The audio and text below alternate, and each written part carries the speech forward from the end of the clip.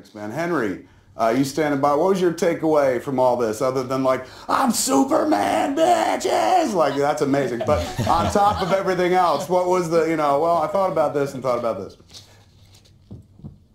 Well, firstly, I just want to say, Amy, I agree with Kevin. You were the clear choice for Lois. Zach couldn't have just hired anyone. You absolutely nailed the role, and there's no one else but you who could have played that as well as you did.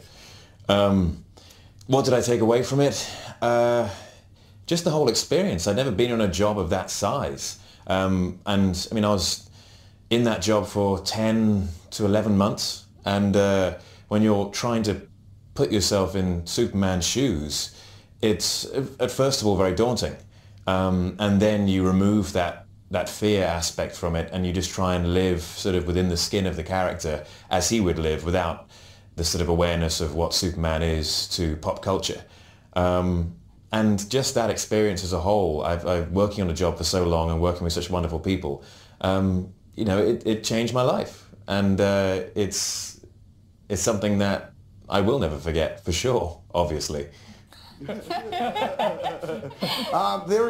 is off the boards, but I read a cute story, I think, somewhere about you having met your dad, Jor-El, Russell Crowe, prior to him being on set. You want to tell it? I know you've told it to death on the press route. Tell it one more time for posterity. No, this is my first time telling it. Is it? I was in boarding school, and Russell was filming a movie called Proof of Life at my boarding school, and I was an extra in the background. He was kicking some rugby balls around, and we're all standing there in a big semicircle staring at him from afar, and I thought, so this all looks a bit odd. Why don't we treat him like a human being, go over and say hello? So sure enough, I went over, shook his hand, and said, I'm thinking of becoming an actor, and what's it like? And he said, sometimes it's great, sometimes it's not, and you just got to really want it. And I then, everyone sort of ran up and started asking for autographs immediately, so I waved to him over the crowd and said goodbye. And then a couple of days later, I got a signed autograph from him, a personalized message saying, "Dear Henry, a journey of 1,000 miles begins with a single step, Russell."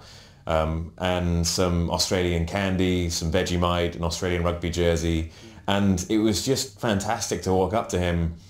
It must have been, I was 16, 17 at the time, so 10, 11 years later.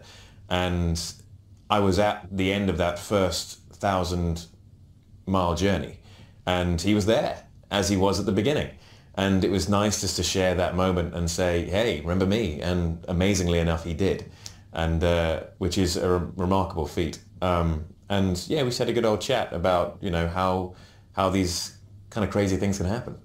The amazing thing is you let him leave your life, man. If I had a father figure like that, I would just have him follow me all around going, punch that person, go left, do this. I love that sequence. I'm hoping like the Jor-El, the computer program went away in the movie.